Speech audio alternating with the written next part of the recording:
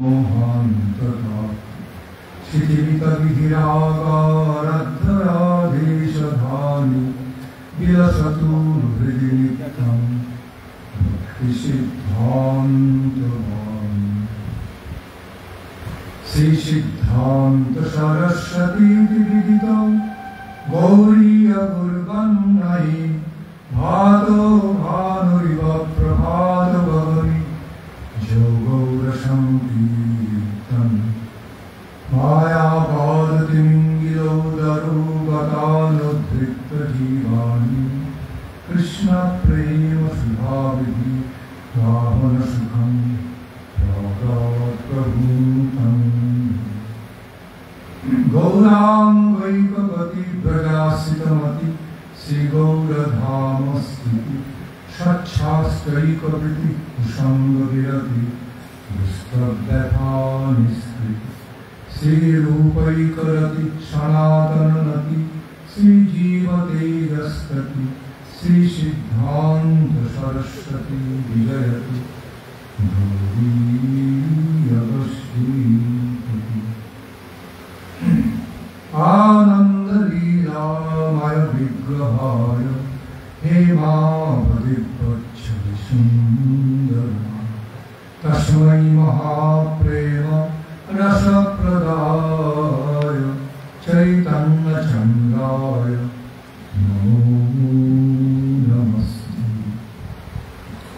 हे हे कृष्ण करुणा सिन्धु दीनबन्धो जगत्पते गोपेश गोपिकान्त राधाकान्त नमस्ते। तप्तकाञ्चन गौराङ्गी राधे वृन्दावनेश्वरी वृषभानुसुते देवी प्रणमामि हरिं। जयतां श्रुतौ कम्बोर्मम मन्दमतेर्वति मत्सर्वस्य राधा मदनमोहन वृन्दारण्यकल्पद्रुमाध श्रीमद्रत्नागार सिंहासनस्थ श्रीगन्धर्वा श्रीराधा श्रीरगोविन्ददेवो दृष्टादिवि सेव्यमानो स्मरामि।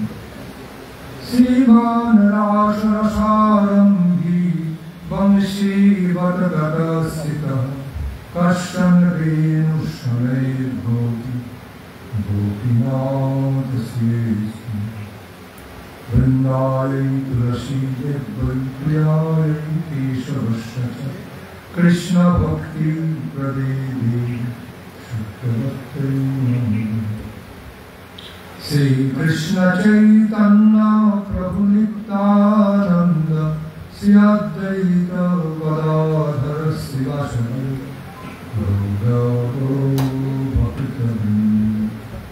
हरे कृष्णा कृष्णा कृष्णा हरे हरे हरे राम राम राम हरे हरे कृष्णा कृष्णा कृष्णा हरे हरे हरे राम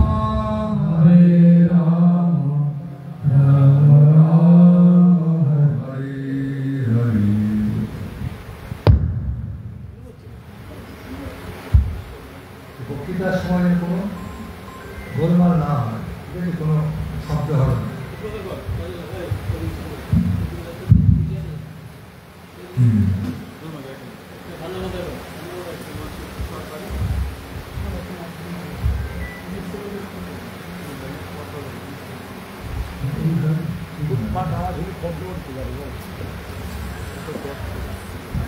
বেশি রেসোনেন্স হবে না, অতিরিক্ত রেসোনেন্স যাওয়ার দরকার নেই, রিভারব্রেশন। তারপরে বিভিন্ন রকম শব্দ না হয়। দেরি হবে। এখন কি কাজ আছে? কাজ আছে, ঠিক আছে।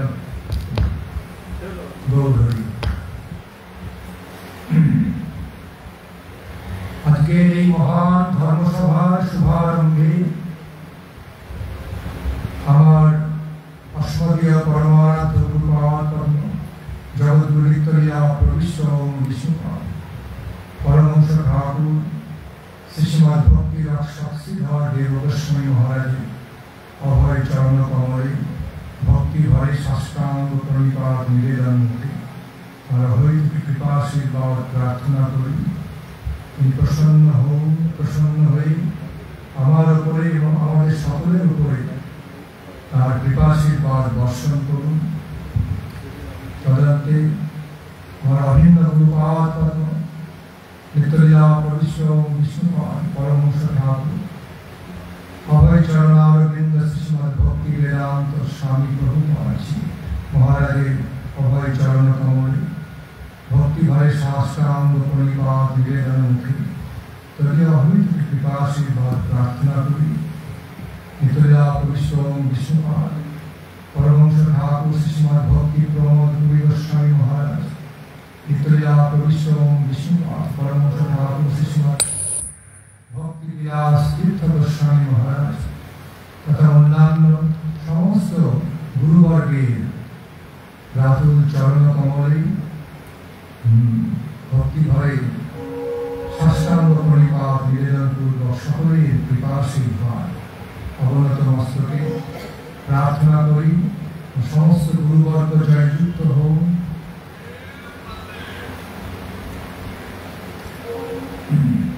সমস্ত গুরুবর্গ বৈষ্ণব বৃন্দ সকলে জয়যুক্ত হোক।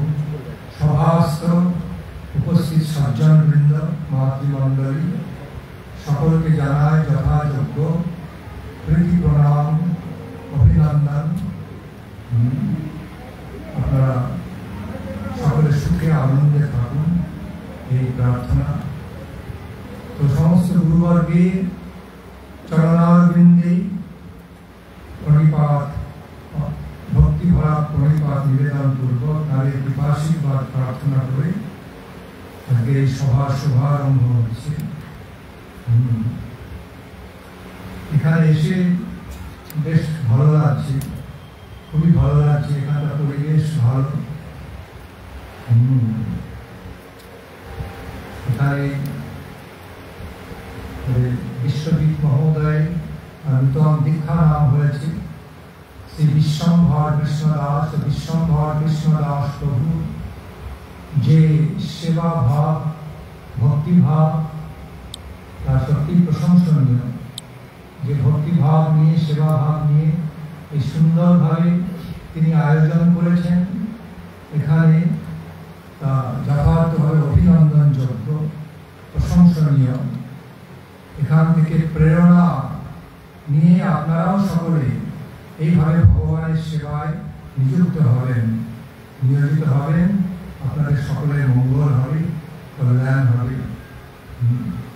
আর উত্তরোত্তর এই জায়গার শ্রীবৃদ্ধি হবে, উত্তরোত্তর আরো উন্নতি হোক, সমৃদ্ধি লাভ হোক।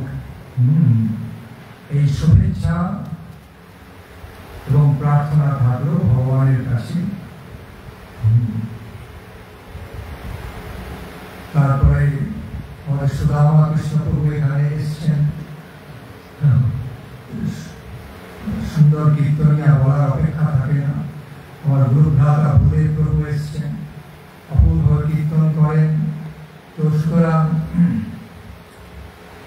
এরা দৃষ্টান্ত স্থাপন করছেন ভগবানের নাম গান করে, মহিমা গান করে, প্রচার প্রসার করে যে মহৎ দৃষ্টান্ত স্থাপন করেছেন তা সত্যি প্রশংসনীয়। অভিনন্দন জানায়। রামকৃষ্ণ প্রভু আগে আগে উপস্থিত হয়ে তিনি পরিবেশকে কীর্তনময় করে তুলেছেন। ভগবানের নাম গানে ভরিয়ে তুলে, নাম গানে মাতোয়ারা করে তিনি এখানকার পরিবেশকে একবার ভক্তি সমন্বিত করে তুলেছেন, ভক্তি ভাব সমন্বিত করে। এই অভিনন্দন যোগ্য। এইভাবে আপনারা সকলে আমাদের গুরুবর্গের দৃষ্টান্ত অনুসরণ করে, মহাজনগণের পদাঙ্ক অনুসরণ করে আপনারাও যে যেখানে উপস্থিত আছেন সেখান থেকে আপনাদের যথাসাধ্য সামর্থ্য অনুযায়ী ভগবানের নাম গানে মেতে উঠুন, ভগবানের মহিমা প্রচার করুন, তার সেবায় রত হন, নিজেকে নিজের আত্মকল্যাণ করুন এবং সেই সঙ্গে সঙ্গে অপরদেরও অনুপ্রাণিত করে পরকল্যাণে ব্রতী হন।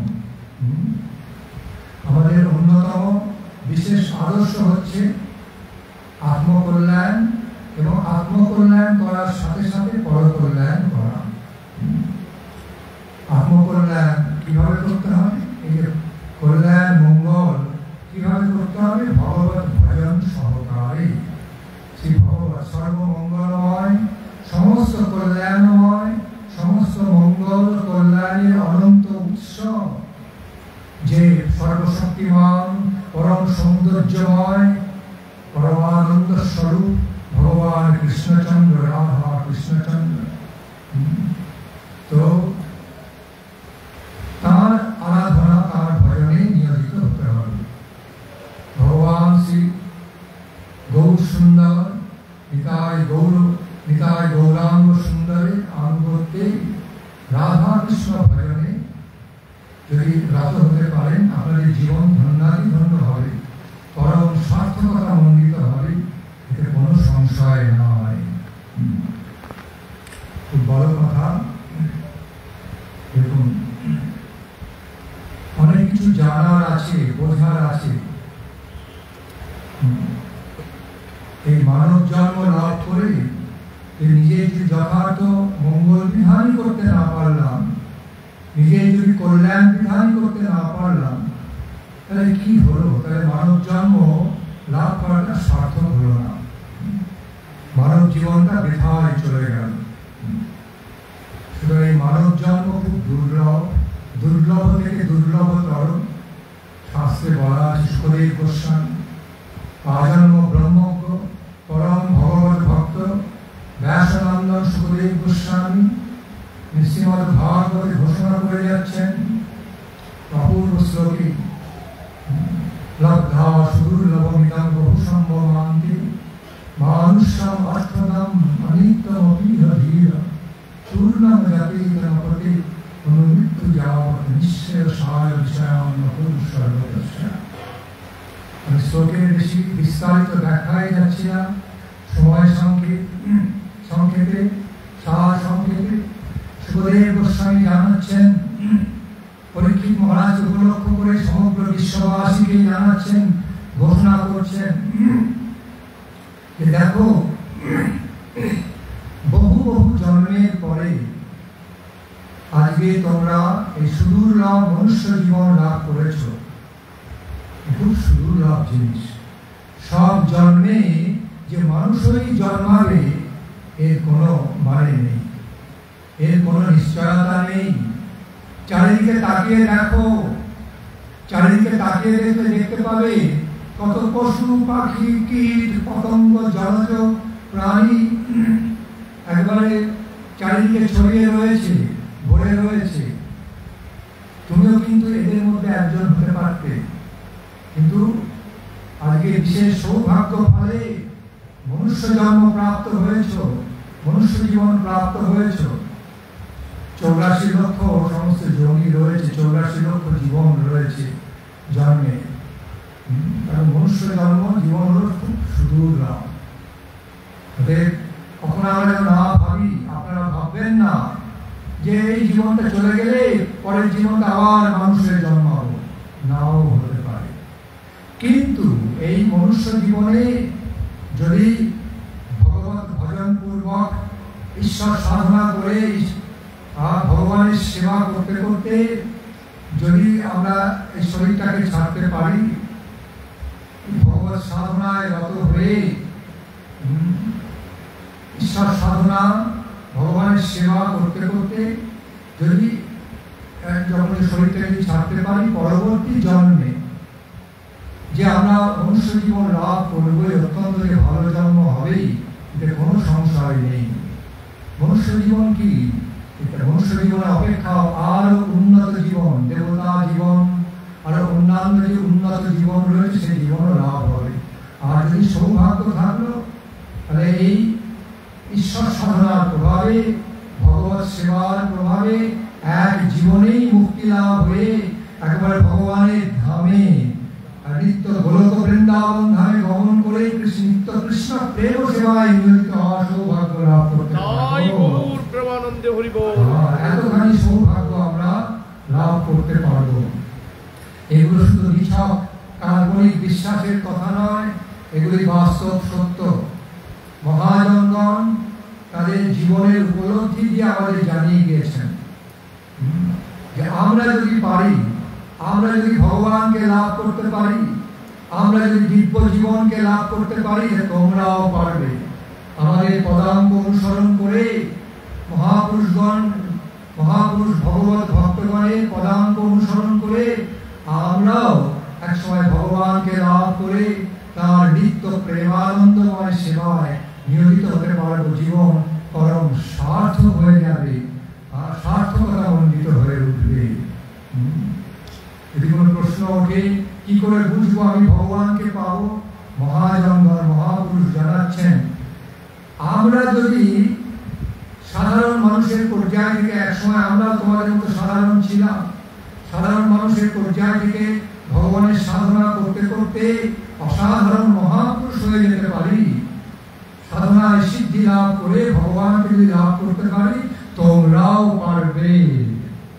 তারা দেখিয়ে গিয়েছেন, এরকম অনেক দৃষ্টান্ত আছে যে সাধারণ ব্যক্তিগণ তারা ভগবত সাধনা করতে করতে একসময় সিদ্ধি লাভ করেছেন, সিদ্ধি লাভ করে ভগবানকে লাভ করেছেন, ভগবানের সেবা করতে করতে একসময় সিদ্ধি লাভ করেছেন। এটা ধ্রুব সত্য কথা, এই কাল্পনিক বিশ্বাসের কথা নয়, বাস্তব সত্যি কথা। মহাপুরুষগণ আমাদের জানাচ্ছেন যে আমরা যদি ভগবানকে লাভ করতে পারি, আমরা যদি ভগবানের সেবায় নিয়োজিত থেকে সেই পরম আনন্দময় সচ্চিদানন্দময় ভগবানকে লাভ করে যদি সিদ্ধি লাভ করতে পারি, তোমরাও পারবে। বাস্তব কথা। আমরা স্কুল কলেজে কি দেখি, সাধারণ ছাত্র থেকে একজন প্রফেসর হয়ে যাচ্ছি। তো যদি ভালো ছাত্র আমরা হই, একজন প্রফেসর আমরা হয়ে যাব, বাস্তব কথা, ভুল নেই। আমরা যদি ফেলই করতে থাকি হরদম, তাহলে কি হলো? তাহলে একই স্কুল কলেজে কত ছাত্র পড়াশোনা করছে, কেউ ফেল করছে, কেউ মিডিয়াম রেজাল্ট করছে, কেউ ভালো রেজাল্ট করে কত উন্নতি বিধান করছে। বড় বড় প্রফেসর, সায়েন্টিস্ট, ইঞ্জিনিয়ার, ডাক্তার এই সমস্ত হচ্ছে। একই তো মানুষ। সুতরাং এখানে কোয়ালিটি তফাৎ। ঠিক মতো যদি কেউ লেখাপড়া করে, আধ্যাত্মিক জগতে ঠিক মতো কেউ যদি শুদ্ধভাবে ঈশ্বর সাধনা করে, যদি ভক্তি ভরে, অনুরাগ ভরে যদি ঈশ্বর সাধনা আমরা করতে পারি, ভগবত ভজন করতে পারি, ভগবানের সেবায় আত্মনিবেদন করতে পারি, নিজেকে যদি বিলিয়ে দিতে পারি, উৎসর্গ করতে পারি ভগবানের সেবায়, অনুরাগ নিয়ে, ভালোবাসা নিয়ে, তাহলে যে আমরা জীবনের যে পরম প্রাপ্তি, জীবনের যে সর্বশ্রেষ্ঠ যে পাওয়া, জীবনে যে ভগবানকে লাভ করা, সেই প্রাপ্তিটা অবশ্যই ঘটবে। গীতায় ভগবান জানাচ্ছেন, জগলব্ধা চা পরম লাভম মন্মতে নাধিকম ততঃ তস্মিন স্থিতো ন দুঃখেন গুরুণাপি বিচারয়তি। সংক্ষেপে বলছি, এই শ্লোকগুলি কোনো বিস্তৃত ব্যাখ্যায় যাচ্ছি না, সময় লাগবে। সংক্ষেপে ভগবান কৃষ্ণ তিনি পরম কৃপা করে জানিয়ে যাচ্ছেন আমাদের, বলছেন দেখো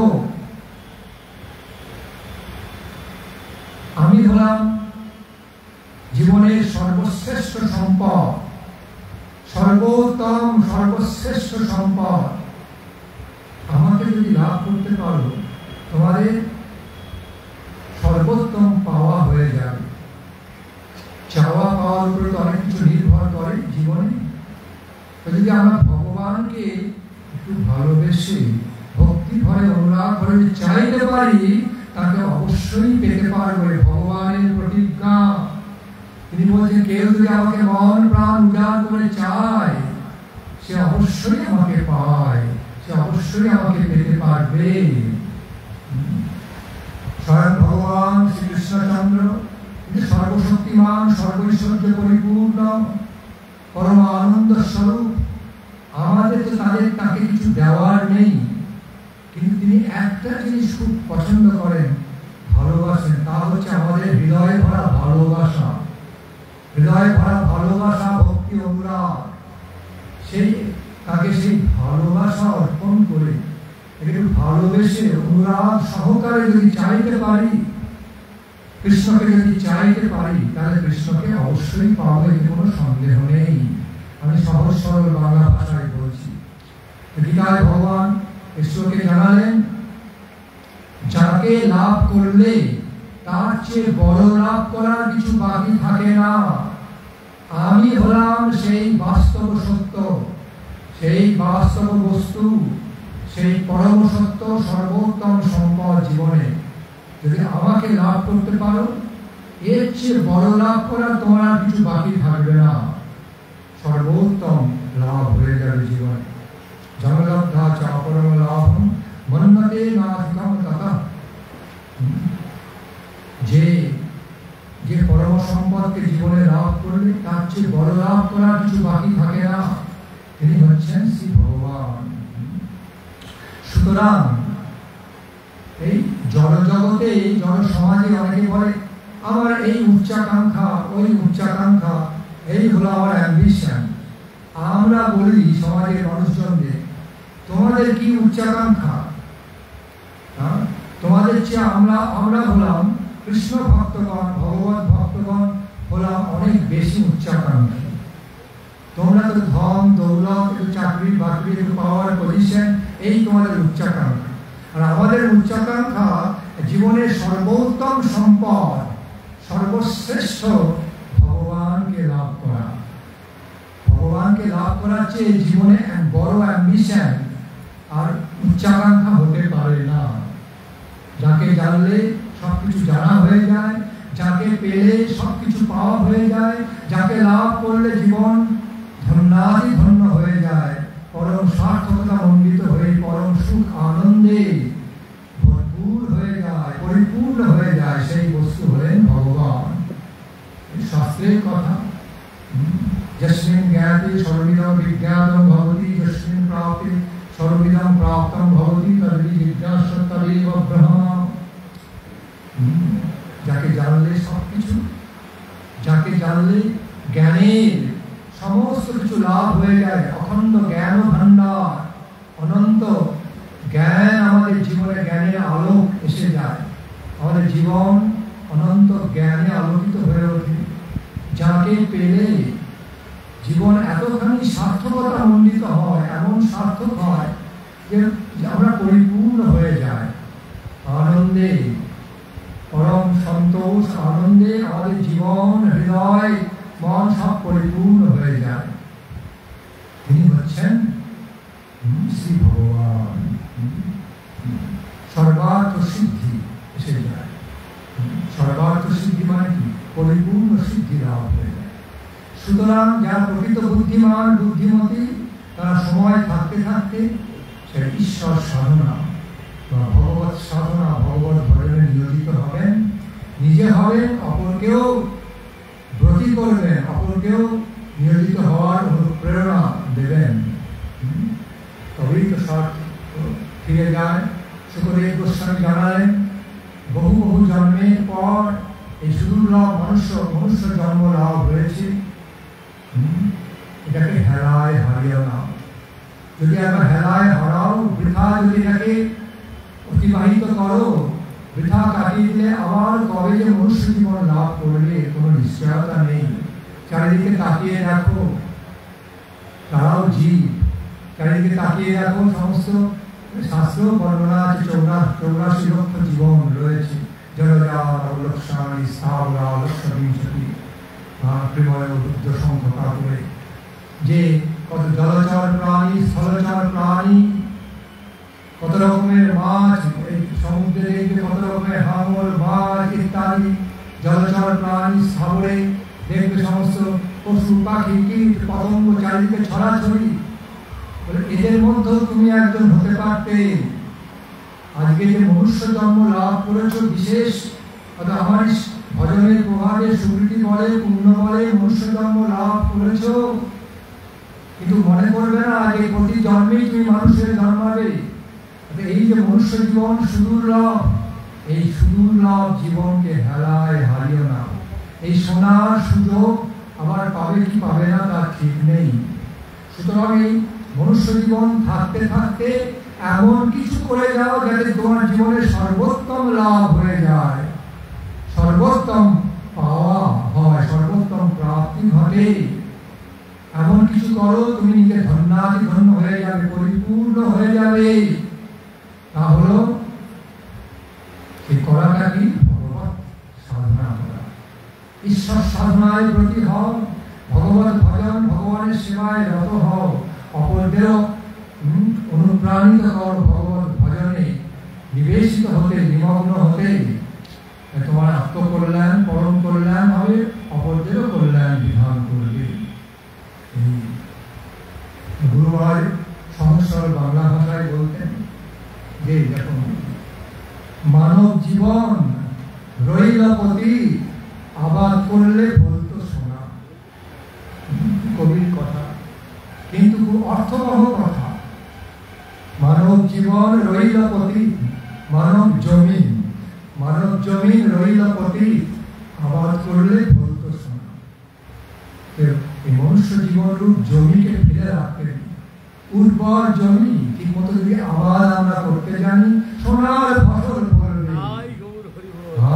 সোনার ফসল ফলবে, সেই ফসলে আমাদের সমৃদ্ধ হয়ে যেতে হবে, তবেই তো আমরা আসল ধনী হব। প্রকৃত কৃষ্ণ ধনে ধনী হতে হবে, দিব্য ধনে, পরমার্থ ধনে, পরমার্থ সম্পদে। যে সম্পদ হচ্ছে অমর, অমৃতময়, নিত্য সম্পদ, সেই নিত্য অমৃতময় সম্পদে ধনী হতে হবে। ইহ জগতে যা কিছু লাভ করব, এত কষ্ট করে মাথার ঘাম পায়ে ফেলে এত কষ্ট করে যা কিছু লাভ করবো, এইসব দেহপাতের সঙ্গে সব করে থাকবে এখানে, কিচ্ছু সঙ্গে আমরা নিয়ে যেতে পারবো না।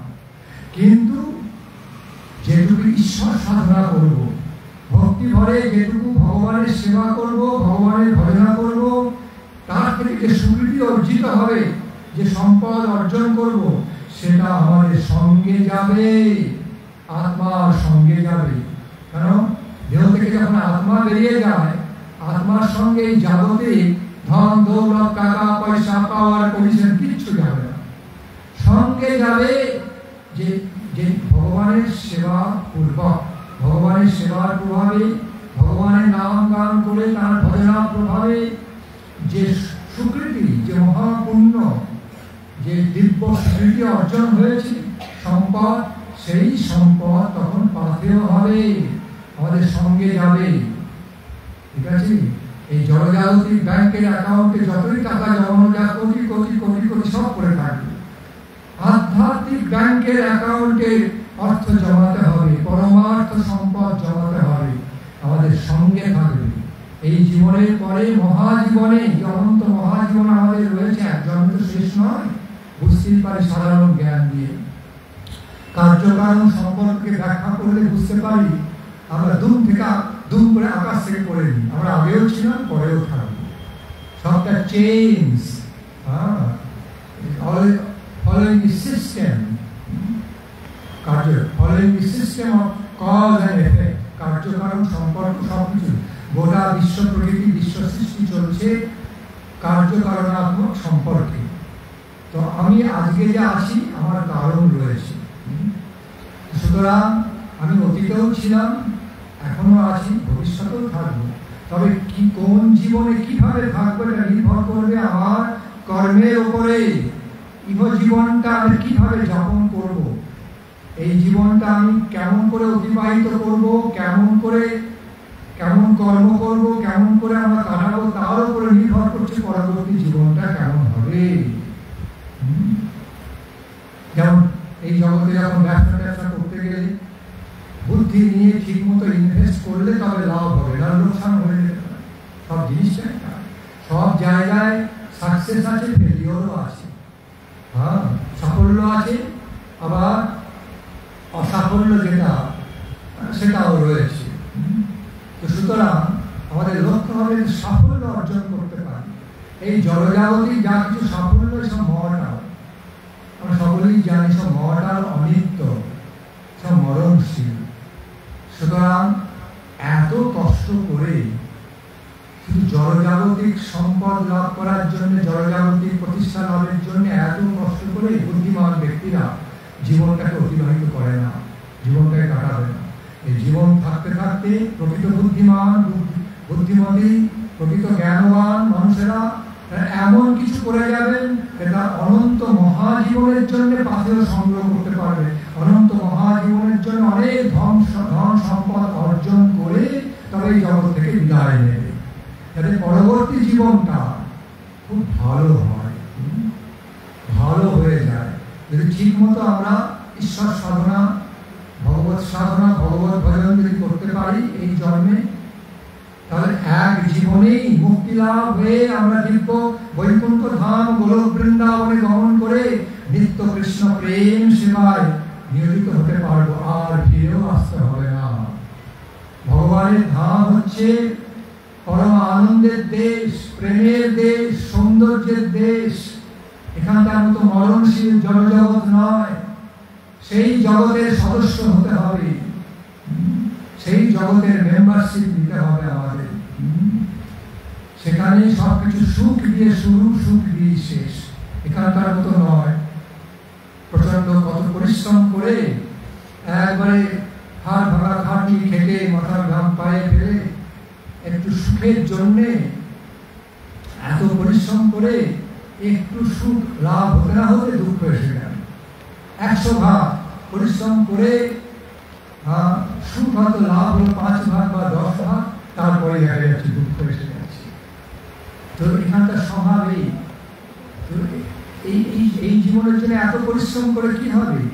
এই পরিশ্রমটা যদি ভগবানের সেবায় করতে পারি, ভগবানের সেবা করতে করতে যদি নিজের জীবন যাপন করতে পারি, ঈশ্বর সাধক হয়ে কৃষ্ণের সংসার যদি করতে পারি, তাহলে এই জড়জাগতিক জীবনটাও যাপন হবে, ঘর সংসারও হবে। আবার কৃষ্ণকে কেন্দ্রে বসিয়ে যখন সংসার করবো, তাঁর কৃপাশীর্বাদে আমরা তাঁকে আমরা লাভ করতে পারবো। এই শরীর ছেড়ে দেওয়ার পর জীবন মুক্ত, ঠিক মতো ভগবত ভজন করলে বেঁচে থাকতে থাকতে জীবন মুক্ত দশা প্রাপ্ত হওয়া যায়। এই জীবনেই বেঁচে থাকতে থাকতে মুক্তি লাভ, মুক্ত অবস্থায় যাওয়া যায়, সেরকম উপলব্ধি আছে।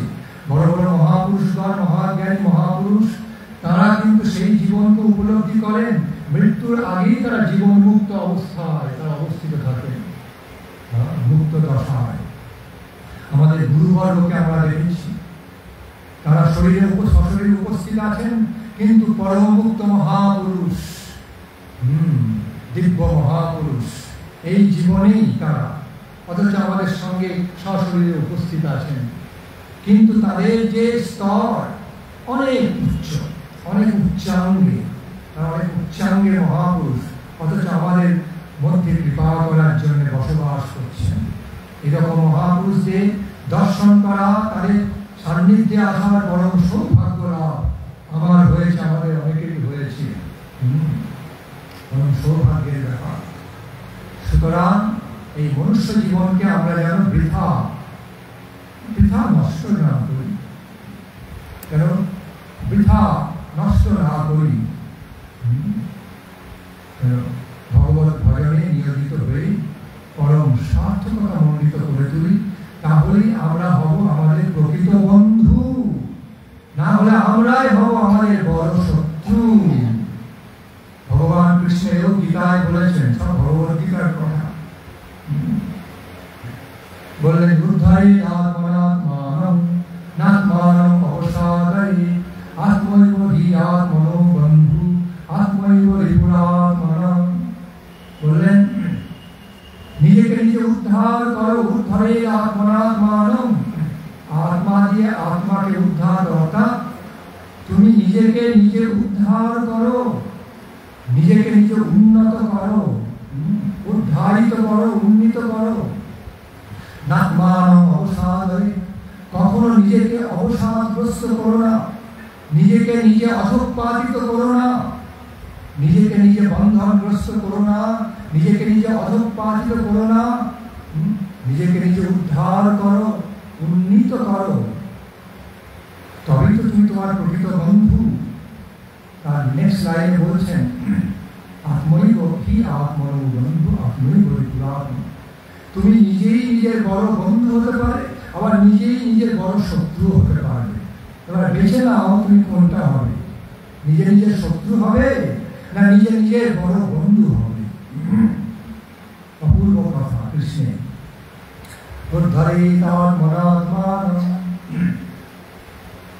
নিজেকে সাহায্য করো, নিজে নিজেকে উদ্ধার এমন কিছু কাজ করো, আমার সাধনায় আমার সেবায় নিয়োজিত হয়ে নিজেকে নিজে উদ্ধার করো, নিজেকে নিজের উন্নতি বিধান করো, নিজেকে সমৃদ্ধ করো। এই মনুষ্য জীবনকে বৃথায় হারাবে না। কখনো নিজেকে অবসাদগ্রস্ত অধঃপতনের দিকে নিয়ে যেও না। তুমি নিজেই নিজের বড় বন্ধু হতে পারো, আবার নিজে সাংঘাতিক শত্রু হতে পারো। খেয়াল রাখবে, কখনো নিজের শত্রু হও না, ভালো বন্ধু হও। তুমি নিজের ভালো বন্ধু হও। কেন? বাস্তব কথা, যুক্তি রয়েছে না। চারপাশে দেখবে কত মানুষজন আছে জেনে শুনে পাপ করে নিজের ক্ষতি করছে, নেশাগ্রস্ত করে, বুঝতে পারছে এটা করলে ক্ষতি হবে, তা সত্ত্বেও সেটাই করছে। এগুলোকে বলা হয় জ্ঞান পাপী। নিজের ক্ষতি করছে, বুঝতে পারছে নেশা করলে আমার লাইফটা শেষ হয়ে যাবে, বরবাদ হয়ে যাবে, তা সত্ত্বেও সে মোহগ্রস্ত নেশায় করে যাচ্ছে। তারা সাধারণ জ্ঞান দিয়ে বুঝতে পারে প্রাণী হত্যা মহাপাপ, প্রাণী হত্যা মহাপাপ, তা সত্ত্বেও সে নির্দয়ভাবে প্রাণী হত্যা করে যাচ্ছে, নিজের জীবনকে তামসিক ভাবাপন্ন করে তুলছে। তো এইভাবে চারিদিকে তাকালে কি যায় কি হিংসা, দেশ, হানাহানি, মৎসরতা, কেউ কারো ভালো চায় না, চারিদিকে একবারে ছড়িয়ে রয়েছে। নতুন করে দৃষ্টান্ত দিতে হবে না। কিন্তু যদি আমরা কৃষ্ণকেন্দ্রিক জীবন যাপন করতে করতে, যদি ভগবত ভজন করতে করতে, যদি ভগবান যে আদর্শগুলি বলেছেন সত্য, অহিংসা, ক্ষমা, সর্বভূতের দয়া, ভালোবাসা, মৈত্রী, সকলের সঙ্গে সামঞ্জস্য করে চলা, প্রীতিভাব নিয়ে আদর্শ রূপে চলা, এইসবগুলো যদি আমরা পালন করতে পারি, ভগবানের কথাগুলি যদি শুনি, শ্রীমদ্ ভগবদ গীতা, শ্রীমদ্ ভাগবতম তথা অন্যান্য শাস্ত্রত শাস্ত্রের মাধ্যমে শ্রী ভগবান কৃষ্ণচন্দ্র তথা বহু সুন্দর যে সমস্ত উপদেশ আমাদের দিয়েছেন, পরম কল্যাণ উপদেশ, তাদের সেই উপদেশগুলি যদি পালন করে ঠিক মতো তাদের কথা যদি শুনি, আমাদের এই জগৎ সংসার সমস্ত মানব সমাজটা কত সুন্দর হয়ে যাবে, কত সুন্দর আনন্দে ভরে উঠবে। এই চারিদিকে হিংসা, দেশ, হানাহানি, মৎসরতা, পলিটিক্স বাজি, সব নোংরামি সব চলে যাবে। আর সত্যগুণ ভাবান্বিত হয়ে সত্যের প্রভাবে আমাদের সমস্ত জীবনটা সুন্দর, শান্ত, মহান হয়ে উঠবে, আনন্দময় হয়ে উঠবে।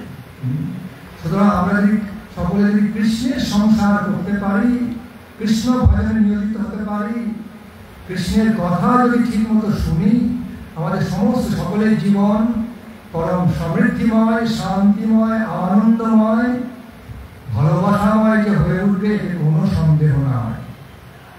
কিন্তু আমরা এমনই দুর্ভাগা, কিছুতেই মঙ্গলের কথা শুনবো না। ভালো কথা যেটা আমার মঙ্গল হবে, কল্যাণ হবে, সেইদিকে শোনার আমাদের সমস্ত প্রবৃত্তি নেই, রুচি নেই। এটাকেই বলে মায়া, মোহ, অবিদ্যা। জানছি, বুঝছি এটা করলে অমঙ্গল হবে, ক্ষতি হবে, সেটাই করব। আবার এটা করার জন্য অনেক আবার প্রযুক্তি খারাপ হয়, যদি বলি তোমার নেশা ছেড়ে দাও, ভালো হবে, বুঝলো, তারপরে পুরুষার্থ না করলে কি পারা যায়? থাকতে পারি না, কি করব? প্রাণী হত্যা মহাপাপ, নিরামিষ ভোজন করো, কল্যাণ হবে। প্রযুক্তি খারাপ করে বিভিন্নভাবে। তো অনেক কিছু বলার আছে। অনেকে বলে যে খাওয়ার সঙ্গে ধর্মের সম্পর্ক নেই, তাই খাওয়ার সঙ্গে শরীরের সম্পর্ক তো আছে, শরীরের সঙ্গে ধর্মের সম্পর্ক নেই। এই শরীরে উপস্থিত আছি, তো কি করছি আমরা? সমস্ত সবকিছুর সঙ্গে সবকিছুর সম্পর্ক আছে, বুঝতে হবে। বিষ ভক্ষণ করলে কেউ যদি বলে খাওয়ার সঙ্গে শরীরের সম্পর্ক নেই, কেমন হবে? তো বিশ্বাস করবো যে আমরা যা খুশি খাবো, যেমন খুশি আমরা জীবনযাপন করবো, বেলেল্লাপনা করে, এর সঙ্গে শরীরের সম্পর্ক নেই, জীবনের সম্পর্ক নেই, বলে দিলেই হলো। জীবনটা নির্ভরই করছে আমাদের আহার বিহার এসবের উপরে। কেমন করে আমরা জীবনযাপন করব তার উপরে নির্ভর করছে আমাদের শরীর মন কেমন থাকবে, গোটা জীবনটা কেমন করে চলবে। এটা কমন সেন্সের ব্যাপার। এর জন্য বিরাট বৈজ্ঞানিক যুক্তি দিয়ে আমাদের বুঝতে হবে না, এই কমন সেন্স দিয়ে বোঝা যায়, বিরাট বুদ্ধিমান হতে হবে না। তেমনি খাওয়ার সঙ্গে ধর্মের সম্পর্ক আছে, জীবনের সম্পর্ক আছে, গোটা জীবনের সম্পর্ক আহারের সঙ্গে রয়েছে, বিহারের সঙ্গে আছে, আচরণের সঙ্গে। আমরা যদি খারাপ আচরণ করে চলি জীবনে, তার প্রভাব জীবনে অবশ্যই পড়বে, দেহ মন গোটা জীবনে পড়বে। যদি আমরা কুখাদ্য খাই, অখাদ্য কুখাদ্য খাই, শরীর খারাপ করবে, শরীর খারাপ করলে মন খারাপ করবে, মন খারাপ করলে আমাদের যে পারমার্থিক যে ধ্যান ধারণার যে একটা জগৎ আছে ওটাও প্রভাবিত হবে, প্রভাব পড়বে।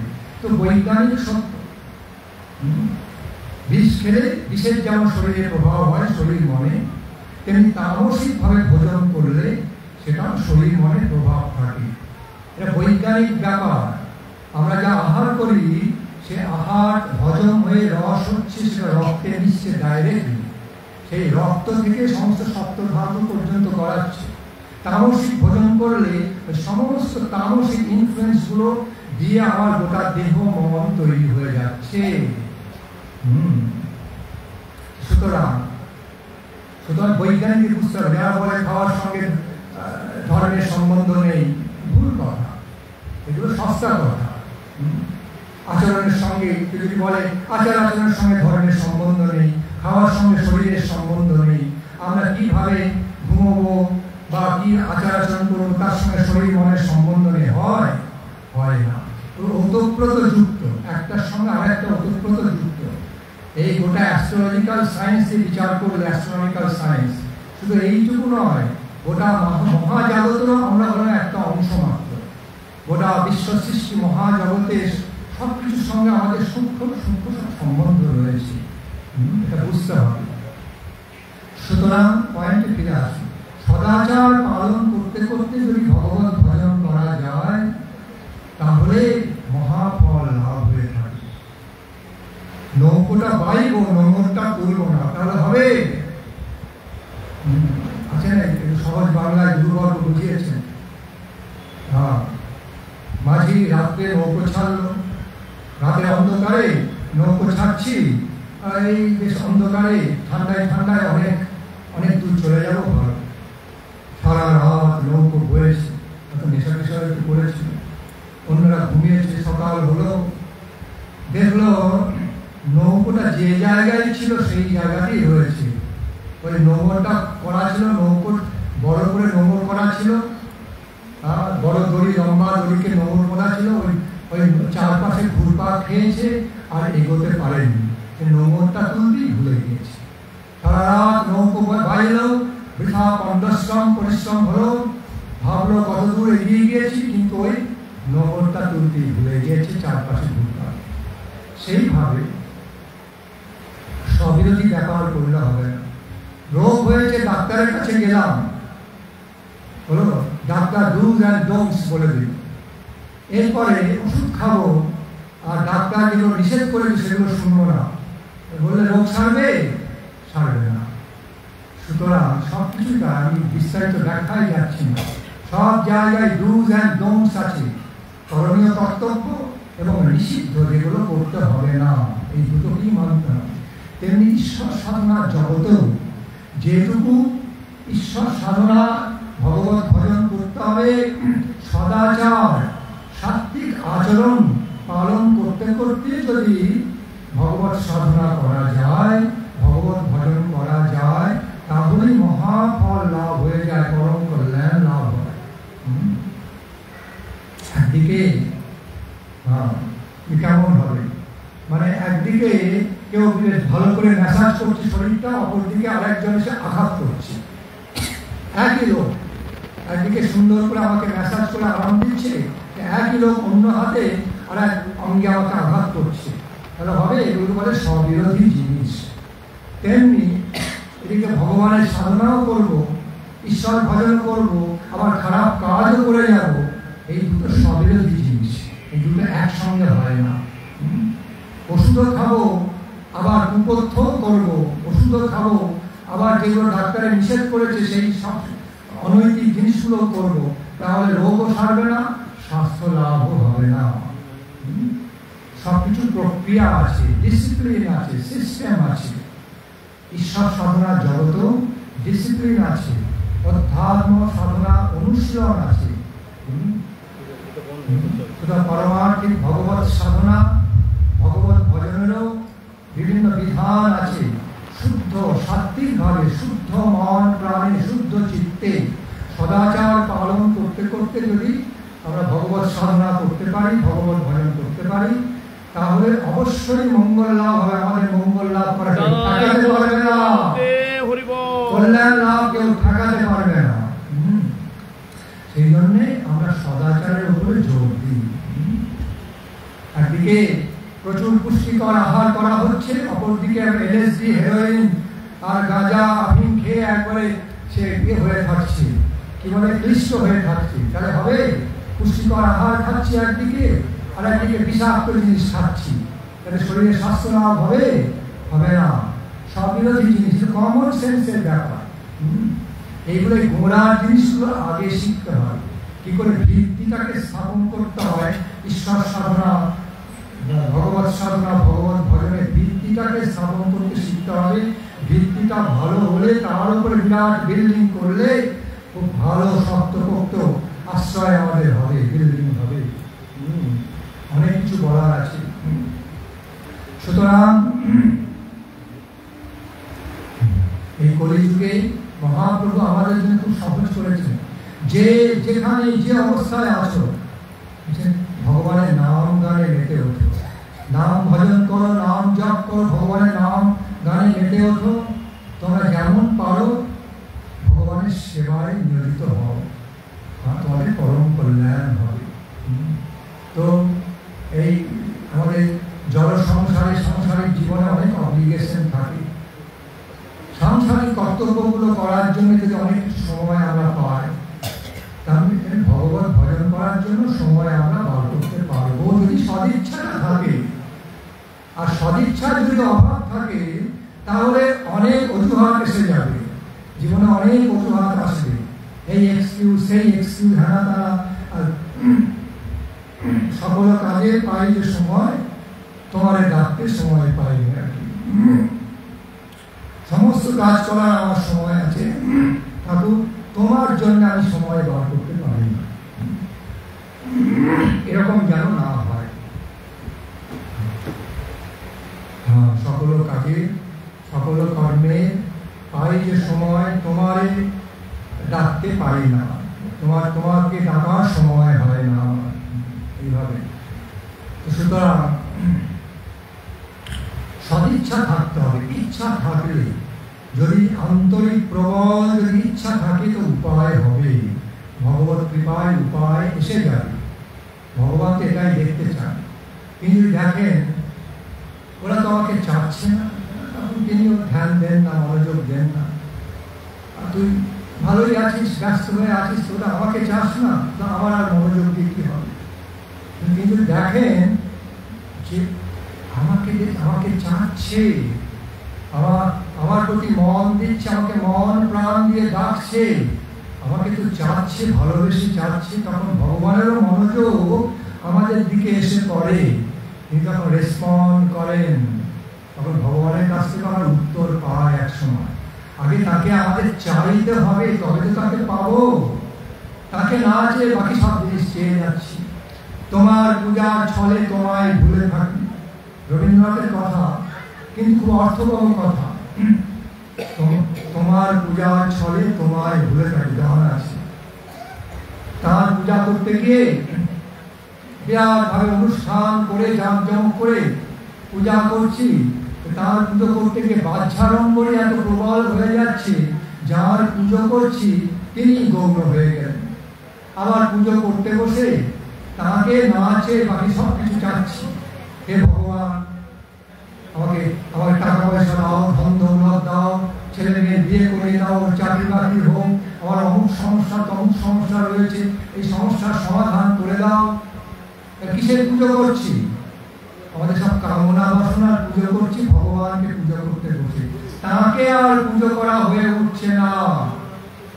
তাহলে তার পুজোয় বসেও আমরা ভগবানকে এই কামনা বাসনার পুজো করছি।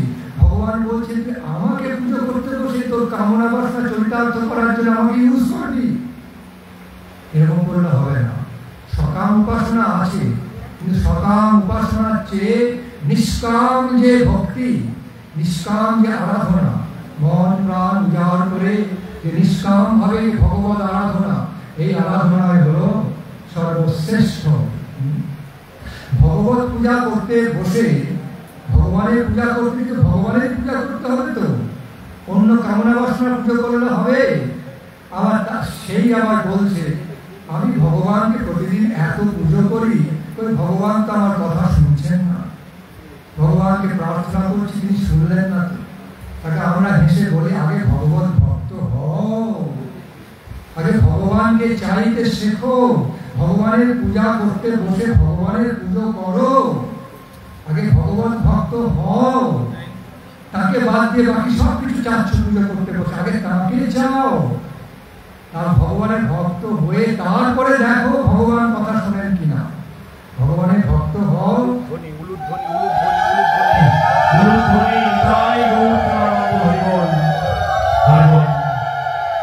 কৃষ্ণদাস মহারাজ কি মার্গদান করে বিশেষ সম্মানে সম্মানিত করলেন। সুতরাং মহাজনগণ গুরুবর্গ জানিয়ে গেছেন বাবা আগে ভগবত ভক্ত হও, কমপক্ষে কনিষ্ঠ মধ্যমাধিকারী ভক্ত হও, তারপরে ভগবানের কিছু চাও, প্রার্থনা করো, তাহলে তোমার সব প্রার্থনা পূর্ণ হয়ে যাবে, পরিপূর্ণ হয়ে যাবে। কিন্তু তুমি ভগবানকে চাইবে না, ভগবানের ভক্ত হবে না, তাকে দুটো বাতাসা আর কি বলে ফুল জল একটুখানি ফলমূল সামান্য বাতাসা দিয়ে একটুখানি বাতাসা ফলমূল দিচ্ছ, তার কাছে চাচ্ছ লাখ লাখ টাকার জিনিস। ভগবানকে ইউজ করবে, ভগবানের পুজো করতে গিয়ে ভগবানকে তোমার কামনা বাসনা চরিতার্থ করার জন্য ব্যবহার করবে। ভগবান বোকা, তিনি ভাববেন তুমি ভক্ত হয়ে গিয়েছ, তুমি ভাবছেন কত বড় ভক্ত হয়ে গেলেন, একে ভক্তি বলে না। সেই জন্যে এগুলো বুঝতে হবে আগে ভগবানের পূজা করতে বসে ভগবানকেই পূজা করতে হবে। ভগবানের কাছে অন্য কোনো কি বলে অন্য জাগতিক কামনা বাসনা এইগুলো ভগবানের কাছে পূর্ণ করার জন্য প্রার্থনা করতে নেই। মানে এগুলো একটা বোকামি হয়ে যায়, বোকামি।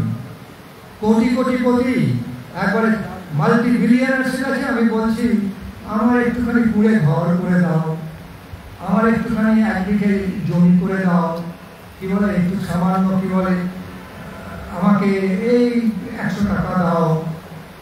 আরে বাবা তুমি কোটি কোটি কোটি হতে পারো, মাল্টি বিলিয়নার্স, তাকে এই ছোটখাটো জিনিস চাইতে আছে নাকি?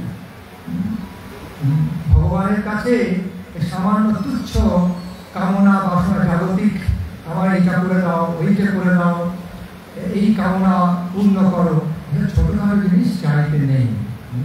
যা হলো মরণশীল জিনিস, যা অনিত্য মরণশীল, আজকে আছে কালকে নেই, এইসব জিনিস চেয়ে নিজেকে বঞ্চিত করতে নেই। ভগবানের কাছে ভগবানের পূজা করতে গিয়ে ভগবানকে চাইতে হবে। যাকে জানলে যস্মিন জ্ঞাতে সর্ববিধম বিজ্ঞাতম ভবতি, যস্মিন প্রাপ্তি সর্ববিধম প্রাপ্তম ভবতি, তার জিজ্ঞাসা তদেব ব্রহ্ম। যাকে জানলে অনন্ত মহাজ্ঞানী হয়ে যাবে, যাকে জানলে দিব্য জ্ঞানে আমরা পরিপূর্ণ হয়ে যাই, সব জেনে যাই। যাকে লাভ করলে আমরা, যাকে পেলে সব কিছু পাওয়া হয়ে যায় জীবনে, যাকে লাভ করলে জীবনে আমরা পরিপূর্ণ ধনী হয়ে যাই।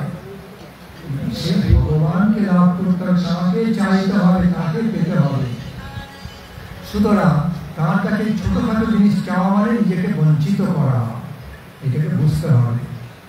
এই জন্য গীতায় বললেন, আমাকে চাও, আমাকে লাভ করার চেয়ে আর বৃহত্তম লাভ আর কিছু হতে পারে না জীবনে, সর্বশ্রেষ্ঠ লাভ আর হতে পারে না। তোমার সামনে সুযোগ রয়েছে বিরাট ধনী হওয়া, পরিপূর্ণ হয়ে যাওয়া, পরিপূর্ণ সিদ্ধি লাভ করা, সর্বোত্তম লাভ করা। তুমি ছোটখাটো জিনিস চাচ্ছ আমার কাছে, তিনি হাসেন। সুতরাং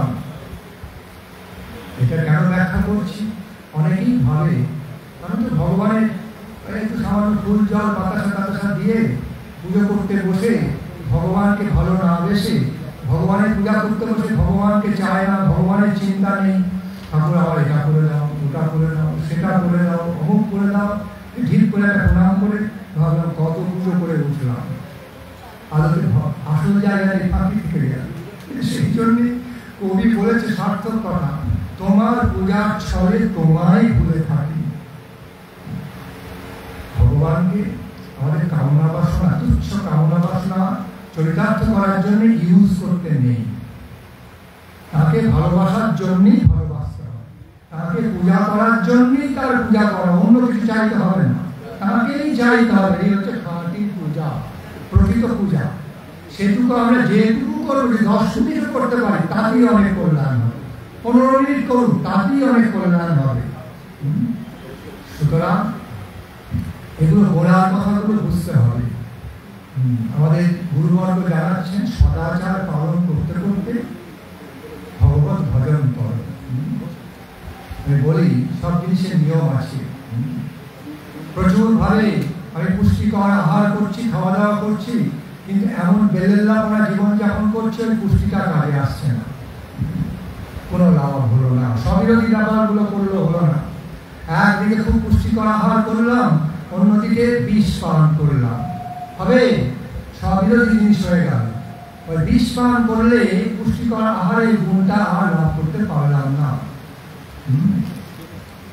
হাতি স্নানের দৃষ্টান্ত দেওয়া হয়েছে, খুব ভালো করে স্নান করলাম পরিষ্কার পরিচ্ছন্ন হয়ে, হাতি যেমন স্নান করে হলো, দিয়ে আবার বাড়িতে বরাবরি দিল, যা সব হয়ে গেল। একে বলে হস্তি স্নান, পণ্ড স্নান না করি।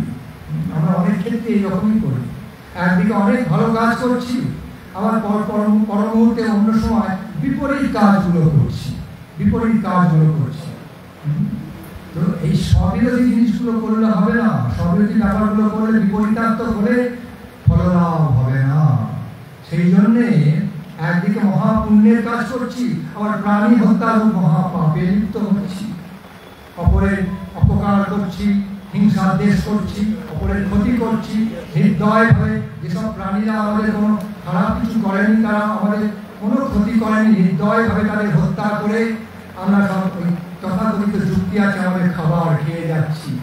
এবার তারা যদি আমাদের খায় কেমন লাগবে? আগে বনে জঙ্গলে গেলে বাঘ সিংহের সামনে যদি হঠাৎ পড়ে যায়, আমরা বলবো হ্যাঁ আমি তোমার খাবার খেয়ে নাও। তখন বলবো হে ভগবান আমাকে বাঁচাও, হে ভগবান রক্ষা করো, তন্ত্রণে জ্ঞান। আমরা যে যুক্তিটা দিই, আমার খাবার আমি খাচ্ছি, আমরা তো তাদের খাবার, বাঘ সিংহের খাবার, ঠিক আছে। এবার আমরা খেয়েছি, এবার আমি তোমার খাবার খেয়ে নাও, তখন তন্ত্রণে জ্ঞান, তোমার হে ভগবান রক্ষা করো। ভগবান হাসেন, তুই যখন নির্দয়ভাবে নিষ্ঠুরভাবে পশুগুলোকে হত্যা করেছিস তো রোগ চরিতার্থ করার জন্য, তখন সে প্রাণ ভিক্ষা করেছে, করুণভাবে প্রাণ ভিক্ষা করেছে, তোর দয়া মায়া আসেনি, তাদেরকে বাঁচাবো কেন? তো অভিজ্ঞতার মধ্যে দিয়ে টের পাওয়া দরকার সবকিছু। সুতরাং সব বুঝতে হবে। অনেক কিছু বৈজ্ঞানিক ব্যাখ্যা আছে। তামসিক জিনিস আহার করলে রক্তে, রস থেকে রক্তে, মাংস, অস্থি মজ্জা সব কিছু তামসিক প্রভাব হয়। সাত্বিক জিনিস আহার করলে সত্যগুণের প্রভাবটা আমাদের দেহে মনে আসে, কেন আমরা যা কিছু খাই সেটা হজম হয়ে রস হয়, থেকে রক্ত হয়, রক্ত থেকে মাংসে পরিণত হচ্ছে, এইভাবে সমস্ত গোটা দেহটা সংগঠিত হচ্ছে। আজকে আমরা যদি বলি থাইল্যান্ডে চাইনিজরা যেমন আহার করে, আমরা পারবো না। আমাদের মাছ মাংসে ঘেন্না লাগে না, কিন্তু ওরা যেগুলো খায় পোকা মাকড় হ্যানা ত্যানা, সেগুলো খাওয়া যায়, মাগো ঘেন্না লাগে। সেই ঘেন্নার পরিধিটা একটু বাড়িয়ে দেওয়া, তাহলে একবার সাত্বিক হয়ে যাওয়া হবে। কটা বাজে এখন? একটা বাজে। অনেক কিছু বলার আছে। ভগবানের কথা হচ্ছে অনন্ত আকাশ, এর সীমা পরিসীমা নয়। এই জাগতিক সমুদ্রের, জড়জগতের সমুদ্রের তবু সীমা আছে, সীমা পরিসীমা আছে, তাই আমরা বলি অনন্ত মহাসমুদ্র। তবু একটা সীমা আছে। কিন্তু ভগবত কথা, পরমার্থিক কথা, ঈশ্বর সাধনা জগতের কথার কোনো সীমা পরিসীমা নয়। তিনি নিজে হচ্ছেন অনন্ত বস্তু। সত্যম জ্ঞান অনন্তম যদ ব্রহ্ম জ্যোতি সনাতনম ঈশ্বর পরম কৃষ্ণ সচ্চিদ আনন্দ বিগ্রহ অনাদিরাদি গোবিন্দ সর্ব কারণ কারণম। সৎ, সৎ মানে সর্বসত্য, সমস্ত পরিপূর্ণ বাস্তব সত্য।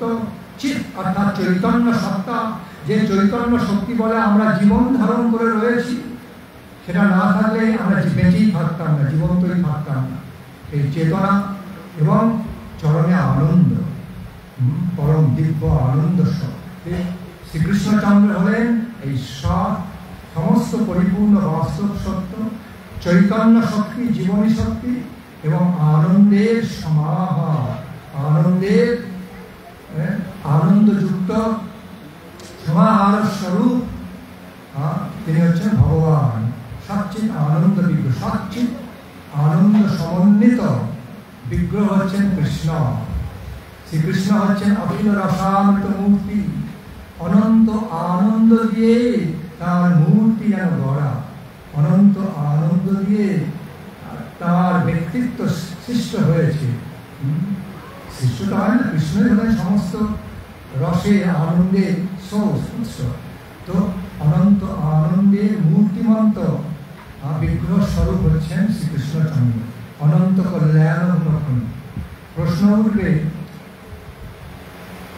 শ্রীকৃষ্ণের এত ভালো ভালো সমস্ত সংজ্ঞা, এত অপূর্ব সংজ্ঞা, সচ্চিৎ আনন্দ বিগ্রহ, সমস্ত সত্য চৈতন্য সত্তা, পরম আনন্দের সমন্বিত বিগ্রহ স্বরূপ।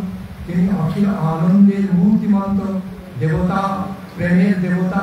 তিনি সমস্ত কল্যাণ, অখিল কল্যাণ খনি, সমস্ত কল্যাণ মঙ্গলের খনি স্বরূপ, আপন উৎসর স্বরূপ। তাহলে আমাদের জীবনে কৃষ্ণ ভজন করলে এই ফলটা আসে না কেন? শান্তি, আনন্দ, মঙ্গল এগুলো পাই না কেন? জিনিসটা হচ্ছে কি, খাঁটি ভাবে আমরা করতে পারি না, এইখানটায় গন্ডগোল থেকে যায়।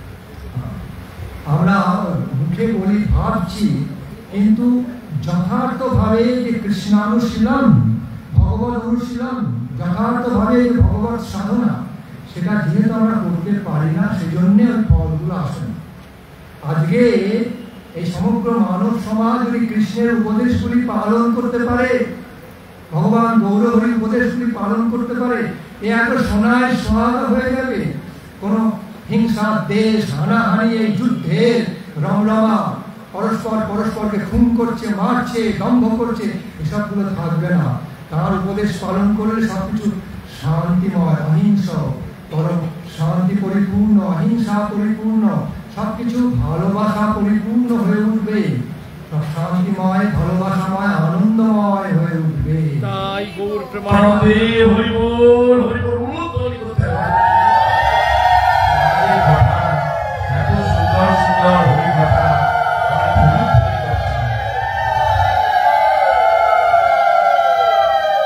ভগবানের কথাটা শুনতে তো হবে, তার আদেশ পালন করলে দেখবে সমাজটা পুরো পাল্টে যাচ্ছে, দিব্য সমাজ এসে যাবে।